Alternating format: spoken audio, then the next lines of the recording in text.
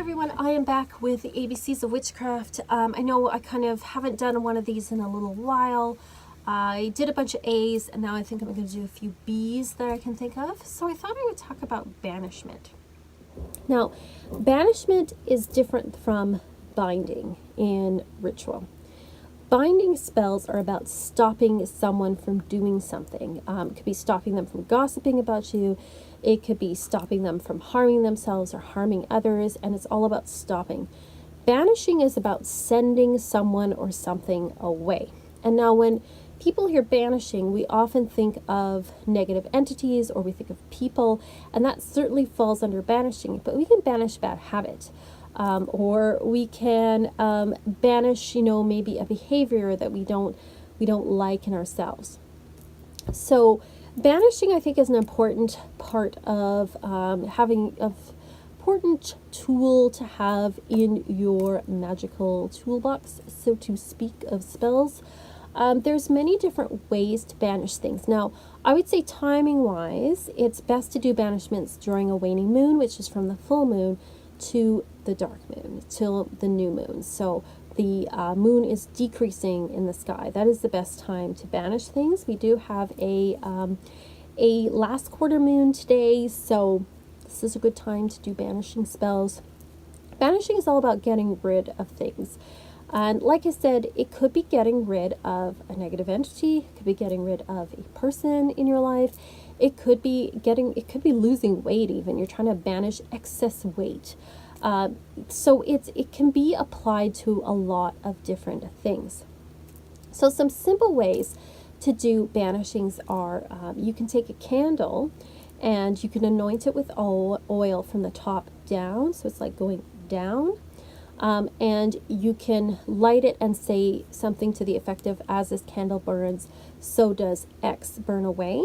And then you can use like a sigil to carve on the candle, or even just write the words of what you want to banish away. If it's longer than that, or if it's something where you really want to write out something, say particularly you have like some feelings you want to get off your chest towards somebody, but maybe that person isn't around anymore that you can tell it to, or it may not be safe or appropriate to tell to that person. You can write out your feelings and then burn it in a fire safe container in a well ventilated fire safe area, and burn it in order to kind of rid yourself, to banish some of those negative feelings, or to just even get it off your chest. You can accompany any of this with herbs as well that burn them as well, that go with banishment. Rue is one that is very much a banishing type of what's the word I'm looking for? Herb. Thistles as well, anything sort of spiky, is very much a banishing type. Cloves to a certain extent are, and cinnamon as well, because they have a fiery type quality to them that can be used with that too. Be careful if you're using oils like cinnamon or clove, because they're quite intense and can burn. So watch that. I learned the hard way when I was young. I anointed myself with clove oil, not knowing that it would burn me. So don't do that. Yes, very burning. So you can do things like that. And that's a good way to use fire and air type energy to banish something. Banishing an entity from a home is a little bit more difficult, I would say, but or a little more complex, I should say. But things like smudging can be a way of banishing things, from ridding negative things from your house, even negative thought forms. Go counterclockwise through the house to push it out. Start at your front door and go counterclockwise around your house, in and out through the rooms. And then, end again at the front door, saying you are letting this, you are banishing this energy from your house. Of course, nothing is this in a vacuum, so make sure that you are inviting positive energy in as well. Some people will use sweeping up as a form of banishing. They'll say something like, as I sweep, I get rid of any negativity, and they'll start at one end of the house and they'll sweep towards the door, and they'll sweep out the door, literally sweeping things out the door. That's another effective way to banish. Salt as well can be used in banishing. Some people will put a little bit of salt in the water that they're using to mop, and that also can be used to cleanse and to banish things.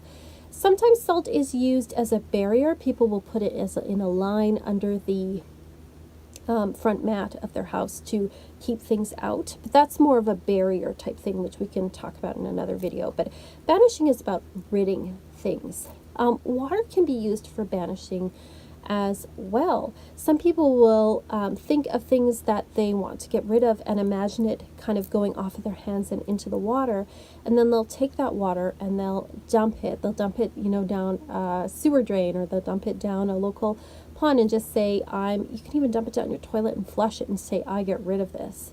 And that can be another effective way to banish things, to get rid of things. As far as earthy banishing, people will sometimes, some spells call for burying things, for saying, I'm putting this to rest. It's a good idea not to bury things that you don't want in your life anymore on your property. Some people recommend a crossroads, a three-way crossroads, like sort of like a T-shaped crossroad for burying things. So I've used, you know, like a dumpster at the end of like a three-way and put stuff in there as sort of banishing and saying, I'm getting rid of this. So that's another way you can banish things. If you're looking at banishing a certain person in your life, as in you no longer wish to have any ties with a particular person, I would always recommend banishing people with love rather than, you know, with anger. Letting people go and saying, I no longer wish to have any ties with this person, I let them go with love, you know, like, and what often happens is the person will leave because of a good reason. So make sure that you're doing that, because what you do, I do believe what you send out does come back to you in some form or other. No, not everybody believes that. That's okay. But that's why I recommend. So you can take a poppet of the person that you've made and you can wrap it up and like I said, you can bury it or deposit it somewhere far away. You can put it in the river and let the river take them away. Some people use a photograph of the person, especially if it's the two of them together, and cut and say we are no longer connected. Sometimes they'll even put a string between the two and then cut this string and say we're no longer connected to each other anymore. I let you go with love. And then they'll burn or discard the other part of the photograph to say like this person is no longer in my life anymore. And these are all little things you can do to kind of banish, and they're relatively simple. They're not super complex things that you can do to banish things from your life. You know, if I would recommend, if you're doing something like banishing a particular habit, or doing something like I want to lose excess weight, X amount of pounds or whatever, you can use banishing in saying I no longer wish this to be in my life anymore, and you can like burn it or anoint a candle to symbolize it going away. But what I would recommend is that for the new moon, you replace it with what you want. So if you're trying to lose weight, I mean, obviously you don't want to lose weight in an unhealthy way, or, you know, lose so much it's unhealthy. You could say, I replace, you know, in the new moon, I now am healthy, I'm strong, whatever it is. Or if you're banishing a bad habit, it could be something like, I don't know, maybe bite your nails. You could say, you know, I banish nail biting. And then new moon, you could say, I have beautiful, gorgeous nails, and then bring that into your life. Because don't just leave a vacuum. You always need to, if you're letting something go in your life, you need to replace it with something positive. So let me know what your tools and tricks are for banishing, what you think of banishing.